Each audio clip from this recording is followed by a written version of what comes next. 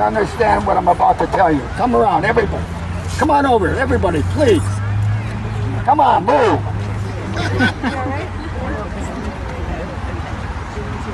Okay. When you're a landscaper and you're given a project, the first thing you got to decide to do is what you want to plant there. But without planting, you have to have a design.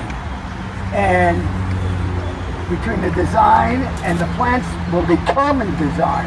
And if you're working in a public park, you're limited as to what you can work with, because the park in and of itself gives you a lot of problems. People run back and forth and up and down. You can't control it. Weather, water, there's thousands of problems. So the first thing you want to do is work with a plant list that helps you solve the problem. The plant must work. So what are the criteria for a plant? It must be able to take drought. It must be able to be in sun and shade. It must look good for a long time. You don't see any peonies here, for example. And the reason you don't see peonies, they flower for 10 days. Who wants in a public park something that flowers for 10 days? You want something that looks good for 6 months.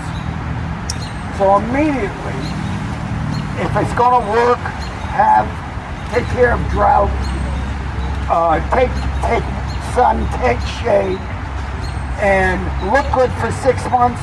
There's not a lot of plants to fall under that category. But that's good, because it allows you to work with a few plants that work and intermingle with them. So in this little area here, I have 2 plants that work sensationally. The top shrub is called crepe myrtle. Now, crepe myrtle is a plant from the south. Crepe myrtle comes in all colors and varieties. It can be grown from 3 feet tall to 60 feet tall. 50 years ago, we didn't play with crepe myrtle here. It was too cold. Washington, D.C. was the borderline of where you work with crepe myrtle. But we're in Washington, D.C. today. Crepe myrtle works today in New York City. And in fact, if you take the West Side Highway going south and all the new plantings along the West Side Highway, guess what? They're crepe myrtle. Well, I've been working with crepe myrtle here for 25 years. Secondly, how do I work with a plant? I don't have the ability to go to a nursery and buy a 3, 4, 5-year-old plant that weighs about 25 pounds and is already ready for you to set out and enjoy. First, the plant will cost a couple $100.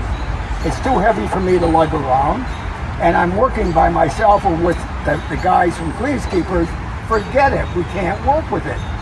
So I start with cuttings or seedlings. When I had my house in Westport, I propagated my own stuff. When I'm here, I propagate it right here in the park, and I'll show you how we do it. But the point is, I can buy a tray of 32 crepe myrtles for $2 a plant. $60, I have 32 plants.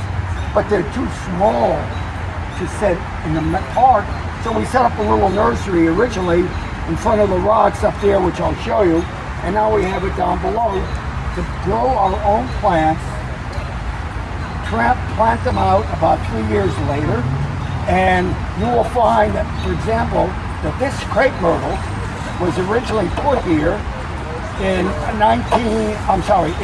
2006, and it only grows 3 feet tall.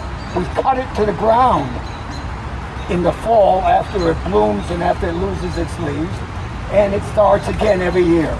Right underneath the crepe myrtle is a plant called a hellebore. See the big green leaves?